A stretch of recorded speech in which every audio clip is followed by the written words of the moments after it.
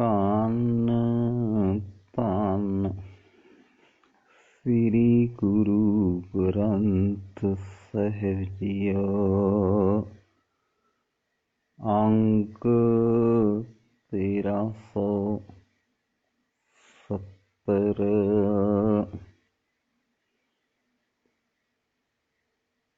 ਕਬੀਰ जेते पाप किए राखे तले दुराए। परमात्मा दी याद भुलाया मनुख सरीरक मोह दे वहण विच पै के विकारां वाले राहे पै जांदा है। तिलक माला पूजा धोती आदि धार्मिक भेख नाल लोग शायद भतीज जान के ਇਹ भगत ਹਨ, पर प्रभु ਦੇ नाम ਤੋਂ ਖੁੰਝ ਕੇ हे कबीर जो पाप ਕੀਤੇ ਜਾਂਦੇ ਹਨ, ਭਾਵੇਂ ਉਹ ਪਾਪ ਆਪਣੇ ਅੰਦਰ ਲੁਕਾ ਕੇ ਰੱਖੇ ਜਾਂਦੇ ਹਨ। ਪ੍ਰਗਟ ਪਏ ਨਿਦਾਨ ਸਭ ਜਬ ਪੁੱਛੈ ਧਰਮ ਰਾਏ। ਫਿਰ ਵੀ ਜਦੋਂ ਧਰਮਰਾਜ ਪੁੱਛਦਾ ਹੈ, ਉਹ ਪਾਪ ਆਖਰ ਸਾਰੇ ਉਗੜ ਆਉਂਦੇ ਹਨ। ਭਾਵ ਵੇਦ ਆਦਿਕਾਂ ਦਾ ਕਰਮ ਕਾਂਡ ਵਿਕਾਰਾਂ ਤੋਂ ਨਹੀਂ ਬਚਾ ਸਕਦਾ। ਬਾਹਰਲੇ ਧਾਰਮਿਕ ਭੇਖਾਂ ਨਾਲ ਲੋਕ ਤਾਂ ਭਾਵੇਂ ਭਤੀਜ ਜਾਣ, ਪਰ ਅੰਦਰਲੇ ਪਾਪ ਪਰਮਾਤਮਾ ਤੋਂ ਲੁਕੇ ਨਹੀਂ ਰਹਿ ਸਕਦੇ। ਕਬੀਰ ਹਰ ਕਾ ਸਿਮਰਨ ਛੱਡ ਕੇ ਪਾਲਿਓ ਬਹੁਤ ਕੁਟੰਬ। हे ਕਬੀਰ, ਪਰਮਾਤਮਾ ਦਾ ਸਿਮਰਨ ਛੱਡਣ ਦਾ ਹੀ ਇਹ ਨਤੀਜਾ ਹੈ ਕਿ ਮਨੁੱਖ ਸਾਰੀ ਉਮਰ ਨਿਰਾ ਟੱਬਰ ਹੀ ਪਾਲਦਾ ਰਹਿੰਦਾ ਹੈ। ਧੰਦਾ ਕਰਤਿਆ ਰਹਿ ਗਿਆ ਭਾਈ ਰਿਹਾ ਨਾ ਬੰਦ। ਟੱਬਰ ਦੀ ਖਾਤਰ ਜਗਤ ਦੇ ਧੰਦੇ ਕਰਦਾ ਤੇ ਜਿੰਦ ਦੇ ਸਾਥੀ ਪਰਮਾਤਮਾ ਤੋਂ ਵਿਛੜਿਆ ਰਹਿ ਕੇ ਆਖਰ ਆਤਮਿਕ ਮੌਤ ਮਰ ਜਾਂਦਾ ਹੈ। ਇਸ ਆਤਮਿਕ ਮੌਤ ਤੋਂ ਕੋਈ ਰਿਸ਼ਤੇਦਾਰ ਬਚਾਉਣ ਜੋਗਾ ਨਹੀਂ ਹੁੰਦਾ। ਕਬੀਰ ਹਰ ਕਾ ਸਿਮਰਨ ਛੱਡ ਕੇ ਰਾਤ ਜਗਾਵਣ ਜਾਏ। हे ਕਬੀਰ, ਪਰਮਾਤਮਾ ਦੇ ਸਿਮਰਨ ਤੋਂ ਵਾਂਝੇ ਰਹਿਣ ਕਰਕੇ ਹੀ ਕੋਈ ਔਤਰੀ ਜਾਹਲ ਜਨਾਨੀ ਰਾਤ ਨੂੰ ਮਸਾਣ ਜਗਾਉਣ ਲਈ ਮਸਾਣ ਭੂਮੀ ਵਿੱਚ ਜਾਂਦੀ ਹੈ। ਸਰਪਣ ਹੋਏ ਕੇ ਔਤਰੈ ਜਾਏ ਆਪਣੇ ਖਾਏ। ਪਰ ਮੰਦੇ ਕੰਮਾਂ ਤੋਂ ਸੁੱਖ ਕਿੱਥੇ। ਅਜਿਹੀ ਤ੍ਰੀਮਤ ਮਨੁੱਖਾ ਜਨਮ ਹੱਥੋਂ ਗਵਾਉਣ ਪਿੱਛੋਂ ਸਪਣੀ ਬਣ ਕੇ ਜੰਮਦੀ ਹੈ ਤੇ ਆਪਣੇ ਹੀ ਬੱਚੇ ਖਾਂਦੀ ਹੈ। ਕਬੀਰ ਹਰ ਕਾ ਸਿਮਰਨ ਛੱਡ ਕੇ ਅਹੋਈ ਰਾਖੈ ਨਾਰ। हे ਕਬੀਰ, ਰਾਮ ਨਾ ਛੋਟੀਏ ਤਨ ਧਨ ਜਾਏ ਤਾਂ ਜਾਊਂ। ਨਹੀਂ ਤਾਂ ਰਾਮ ਨਾਮ ਛੱਡਣ ਦਾ ਹੀ ਇਹ ਨਤੀਜਾ ਹੈ ਕਿ ਮੂਰਖ ਇਸਤਰੀ ਸੀਤਲਾ ਦੀ ਵਰਤ ਰੱਖਦੀ ਫਿਰਦੀ ਹੈ। ਗੱਦੀ ਹੋਏ ਕੈ ਔਤਰੈ ਭਾਰ ਸਹਿ ਮਨ ਚਾਰ। ਤੇ ਜੇ ਭਲਾ ਸੀਤਲਾ ਉਸ ਨਾਲ ਬੜਾ ਹੀ ਪਿਆਰ ਕਰੇਗੀ ਤਾਂ ਉਸ ਨੂੰ ਹਰ ਵੇਲੇ ਆਪਣੇ ਪਾਸ ਰੱਖਣ ਲਈ ਆਪਣੀ ਸਵਾਰੀ ਖੋਤੀ ਬਣਾ ਲਏਗੀ। ਸੋ ਉਹ ਮੂਰਖ ਇਸਤਰੀ ਖੋਤੀ ਦੀ ਜੂਨੇ ਪੈਂਦੀ ਹੈ ਤੇ ਹੋਰ ਖੋਤੇ ਖੋਤੀਆਂ ਵਾਂਗ ਸੱਟਾਂ ਆਦਿਕ ਦਾ ਚਾਰ ਮਣ ਭਾਰ ਢੋਂਦੀ ਹੈ। ਕਬੀਰ ਚਤੁਰਾਈ ਅਤ ਕਣੀ ਹਰ ਜਪੁਰ ਤੇ ਮਾਹੀ। हे ਕਬੀਰ, ਦੁਨੀਆ ਦੇ ਸਹਿਮਾਂ ਭਰਮਾਂ ਵਹਿਮਾਂ ਤੋਂ ਬਚਣ ਲਈ ਸਭ ਤੋਂ ਵੱਡੀ ਸਿਆਣਪ ਇਹੀ ਹੈ ਕਿ ਪਰਮਾਤਮਾ ਦਾ ਨਾਮ ਹਿਰਦੇ ਵਿੱਚ ਹੀ ਯਾਦ ਕਰ। ਸੂਰੀ ਉੱਪਰ ਖੇਲਣਾ ਗਿਰੇ ਥਾ ਠਾਹਰ ਨਾਹੀਂ।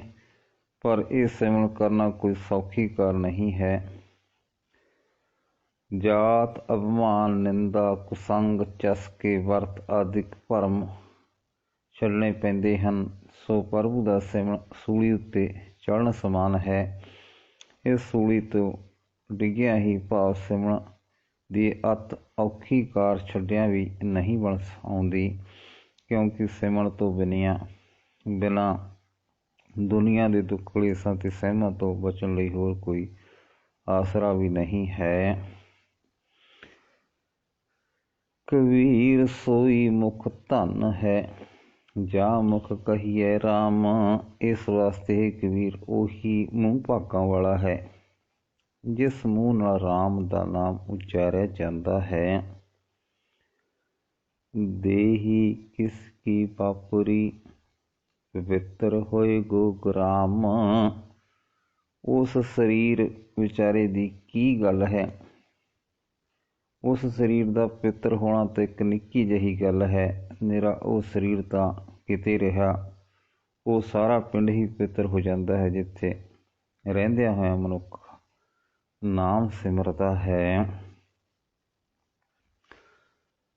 ਕਬੀਰ ਸੋਈ ਕੁਲ ਭਲੀ, ਜਾਂ ਕੁਲ ਹਰ ਕੋ ਦਾਸ।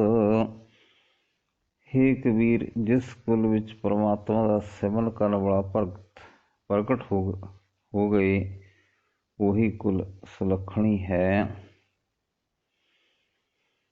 ਜਹ ਕੁਲ ਦਾਸ ਨ ਉਪਜੈ, ਸੋ ਕੁਲ ਢਾਕ ਪੁਲਾਸ। ਜਿਸ ਕੁਲ ਵਿੱਚ ਪ੍ਰਭੂ ਦੀ ਭਗਤੀ ਕਰਨ ਵਾਲਾ ਬੰਦਾ ਨਹੀਂ ਪ੍ਰਗਟਦਾ, ਉਹ ਕੁਲ ਢਾਕ ਪੁਲਾ ਆਦਿਕ ਨਿਕੰਮੇ ਰੁੱਖਾਂ ਵਰਗੀ ਅਫਲ ਜਾਣੋ। ਕਬੀਰ ਹੈ ਗਏ ਵਾਹਣ ਸਗਲ ਘਨ, ਲਾਖਤ ਜਾ ਫਹਿਰਾਹੇ। ਹੇ ਕਬੀਰ, ਜਿਸ ਸਵਾਰੀ ਕਰਨ ਲਈ ਬੇਅੰਤ ਘੋੜੇ ਤੇ ਹਾਥੀ ਹੋਣ, ਜੋ ਮਹਿਲਾਂ ਉੱਤੇ ਲੱਖਾਂ ਝੰਡੇ ਝੂਲਦੇ ਹੋਣ, ਇੰਨਾ ਤੇਜ ਪ੍ਰਤਾਪ ਵੀ ਹੋਵੇ, ਪਰ ਪਰਮਾਤਮਾ ਦੇ ਨਾਮ ਤੋਂ ਖੁੰਝੇ ਰਹਿ ਕੇ ਰਾਜ ਭਾਗ ਕਿਸੇ ਕੰਮ ਦਾ ਨਹੀਂ ਹੈ। ਇਆਂ ਸੁਖ ਤੇ ਭਿਖਿਆ ਭਲੀ, ਜਿਉ ਹਰ ਸਿਮਰਤ ਦਿਨ ਜਾਏ। ਜੇ ਪਰਮਾਤਮਾ ਦਾ ਸਿਮਰਨ ਕਰਦਿਆਂ ਜ਼ਿੰਦਗੀ ਦਿਨ ਗੁਜ਼ਰਨ, ਤਾਂ ਉਹ ਸਿਮਰਨਹੀਣ ਰਾਜ ਭਾਗ ਦੇ ਸੁੱਖ ਨਾਲ ਉਹ ਟੁੱਕਰ ਚੰਗਾ ਹੈ ਜੋ ਲੋਕਾਂ ਦੇ ਦਰ ਤੋਂ ਮੰਗ ਤੇ ਫਕੀਰ ਖਾਂਦੇ ਹਨ।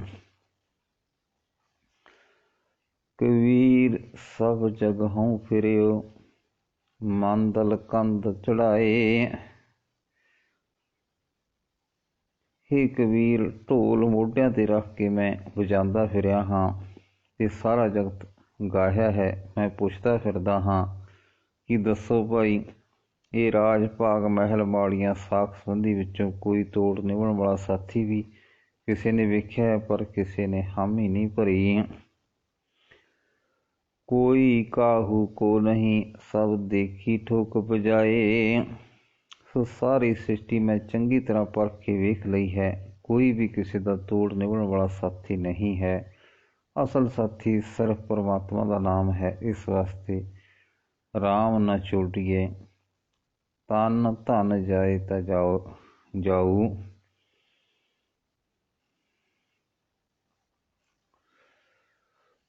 ਮਾਰਗ ਮੋਤੀ ਵਿਥਰੇ, ਅੰਧਾ ਨਿਕਸੋ ਆਏ। ਪਰਮਾਤਮਾ ਦੇ ਗੁਣ ਮਾਨੋ ਮੋਤੀ ਹਨ, ਜੋ ਇਨਸਾਨੀ ਜ਼ਿੰਦਗੀ ਦੇ ਸਫ਼ਰ ਦੇ ਰਸਤੇ ਵਿੱਚ ਖਿਲਰੇ ਹਨ। ਭਾਵ ਇਹ ਮੋਤੀ ਲੈਣ ਵਾਸਤੇ ਕੋਈ ਧਨ ਪਦਾਰਥ ਨਹੀਂ ਖਰਚਣਾ ਪੈਂਦਾ, ਪਰ ਇੱਥੇ ਗਿਆਨਹੀਣ ਅੰਨਾ ਮਨੁੱਖ ਆ ਅਪੜਿਆ ਹੈ। ਜੋਤ ਬਿਨਾ ਜਗਦੀਸ਼ ਕੀ, ਜਗਤ ਉਲੰਘੇ ਜਾਏ। ਪਰਮਾਤਮਾ ਦੀ ਬਖਸ਼ੀ ਹੋਈ ਗਿਆਨ ਦੀ ਜੋਤ ਤੋਂ ਬਿਨਾਂ ਜਗਤ ਇਹਨਾਂ ਮੋਤੀਆਂ ਨੂੰ ਪੈਰਾਂ ਹੇਠਾਂ ਲਤਾੜਦਾ ਤੁਰਿਆ ਜਾ ਰਿਹਾ ਹੈ।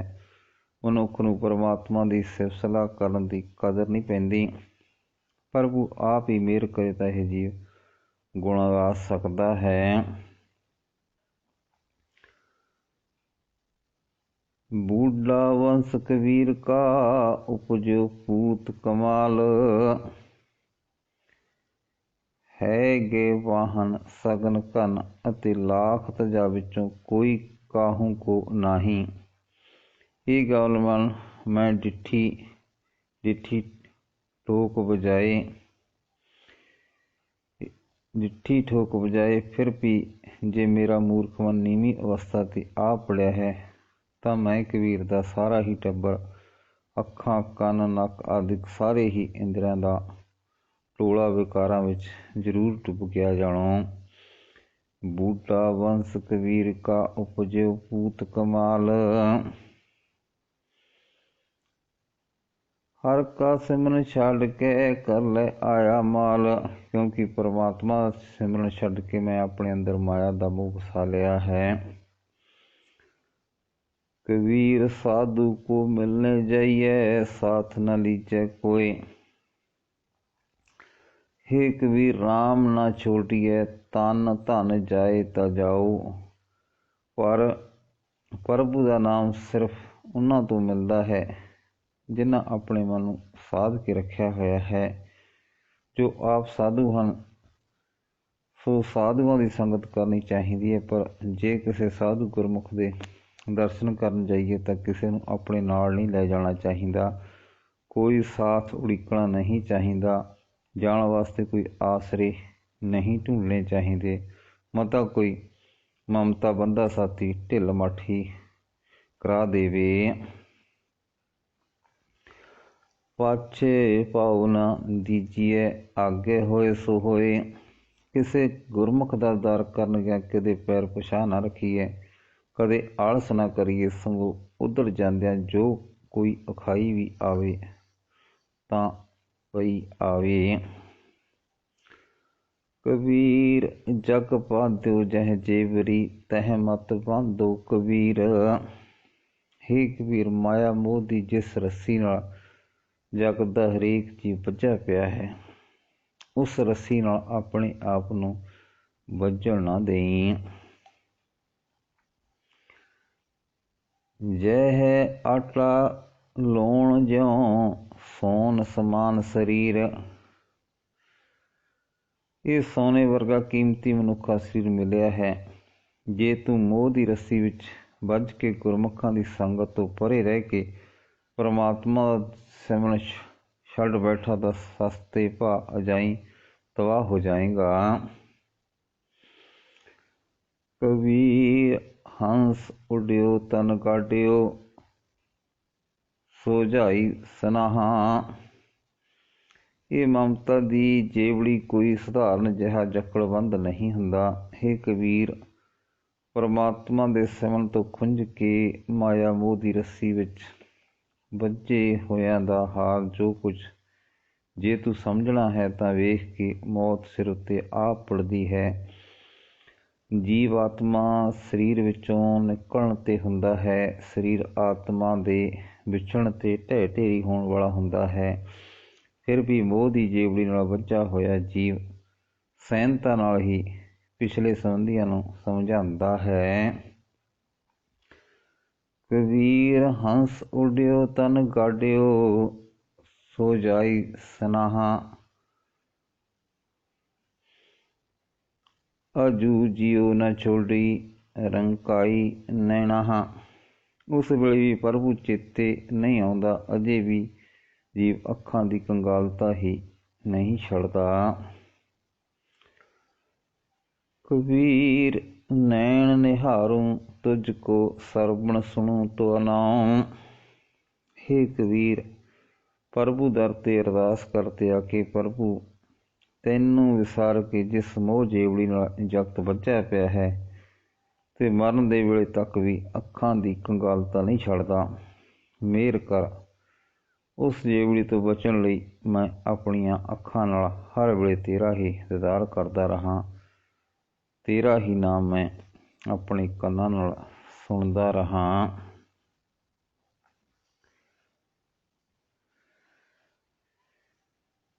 ਵੈਨ ਉਚਰੂੰ ਤੋ ਨਾਮ ਜੀ, ਚਰਨ ਕਮਲ ਰਿਦ ਠਾਓ। ਜੀਵ ਨਾਲ ਵਚਨਾਂ ਦੁਆਰਾ ਮੈਂ ਤੇਰਾ ਨਾਮ ਹੀ ਉਚਾਰਦਾ ਰਹਾਂ ਅਤੇ ਤੇਰੇ ਸੋਹਣੇ ਚਰਨਾਂ ਨੂੰ ਆਪਣੇ ਹਿਰਦੇ ਵਿੱਚ ਥਾਂ ਦੇਈ ਰੱਖਾਂ। ਕਬੀਰ ਸੁਰਗ ਨਰਕ ਤੇ ਮੈਂ ਰਹਿਓ, ਸਤਿਗੁਰ ਕੇ ਪ੍ਰਸ਼ਾਦ। ਹੇ ਕਬੀਰ, ਆਪਣੇ ਸਤਿਗੁਰੂ ਦੀ ਕਿਰਪਾ ਨਾਲ ਮੈਂ ਸੁਰਗ ਦੀ ਲਾਲਸਾ ਅਤੇ ਨਰਕ ਦੇ ਡਰ ਤੋਂ ਬਚ ਗਿਆ ਹਾਂ। चरण कमल की मौज में रहूं अंत अर आद। मैं ਤਾਂ ਸਦਾ ਹੀ ਪ੍ਰਮਾਤਮਾ ਦੇ ਸੋਹਣੇ ਚਰਨਾਂ ਦੀ ਯਾਦ ਦੇ ਹੁਲਾਰੇ ਵਿੱਚ ਰਹਿੰਦਾ ਹਾਂ। कबीर चरण कमल की मौज को कह कैसे अनुमान। पर ਇਹ ਕਬੀਰ ਪ੍ਰਭੂ ਦੇ ਸੋਹਣੇ ਚਰਨਾਂ ਵਿੱਚ ਟਿਕੇ ਰਹਿਣ ਦੇ ਹੁਲਾਰੇ ਦਾ ਅੰਦਾਜ਼ਾ ਕਿਵੇਂ ਕੋਈ ਦੱਸ ਸਕਦਾ ਹੈ। ਕਹਿ ਕੋ ਸੋਭਾ ਨਹੀਂ ਦੇਖਾ ਹੀ ਪ੍ਰਵਾਨ। ਜੀਵ ਨਾਲ ਉਸ ਮੌਜ ਦਾ ਬਿਆਨ ਕਰਨਾ ਫਾਉਦਾ ਹੀ ਨਹੀਂ। ਉਹ ਕਿਹੜਾ ਕੁ ਹੁਲਾਰਾ ਹੈ, ਇਹ ਤਾਂ ਉਹ ਹੁਲਾਰਾ ਲਿਆ ਹੀ ਤਸੱਲੀ ਹੁੰਦੀ ਹੈ। ਕਬੀਰ ਦੇਖ ਕੇ ਕਹਿ ਕਹੂੰ ਕਹੇ ਨਾ ਕੋ ਪਤਿਆਏ। हे ਕਬੀਰ, ਉਸ ਪ੍ਰਭੂ ਦਾ ਦੀਦਾਰ ਕਰਕੇ ਮੈਂ ਦੱਸ ਵੀ ਨਹੀਂ ਸਕਦਾ ਤੇ ਦੱਸਿਆ ਕਿਸੇ ਨੂੰ ਤਸੱਲੀ ਵੀ ਨਹੀਂ ਹੋ ਸਕਦੀ, ਕਿਉਂਕਿ ਜਗਤ ਵਿੱਚ ਕੋਈ ਸ਼ੈ ਐਸੀ ਨਹੀਂ ਹੈ ਜਿਸ ਵੱਲ ਇਸ਼ਾਰਾ ਕਰਕੇ ਆਖਿਆ ਜਾ ਸਕੇ ਪ੍ਰਮਾਤਮਾ ਇਸ ਵਰਗਾ। ਕਬੀਰ ਦੇਖ ਕੇ ਕਹਿ ਕਹੂੰ ਕਹਿ ਨਾ ਕੋ ਪਤਿਆਏ। ਹਰ ਜੈਸਾ ਤੈਸਾ ਉਹੀ ਰਹਿਓ ਹਰਖ ਗੁਣ ਗਾਏ। ਪਰਮਾਤਮਾ ਆਪਣੇ ਵਰਗਾ ਆਪ ਹੀ ਹੈ। ਮੈਂ ਤਾਂ ਸਿਰਫ ਇਹ ਆਖ ਸਕਦਾ ਹਾਂ ਕਿ ਉਸ ਦੇ ਗੁਣ ਗਾ ਗਾ ਕੇ ਮੈਂ ਮੌਜ ਵਿੱਚ ਟਿਕਿਆ ਰਹਿੰਦਾ ਹਾਂ। ਹਰਖ ਗੁਣ ਗਾਏ। ਵਾਹਿਗੁਰੂ ਜੀ ਕਾ ਖਾਲਸਾ, ਵਾਹਿਗੁਰੂ ਜੀ ਕੀ ਫਤਿਹ।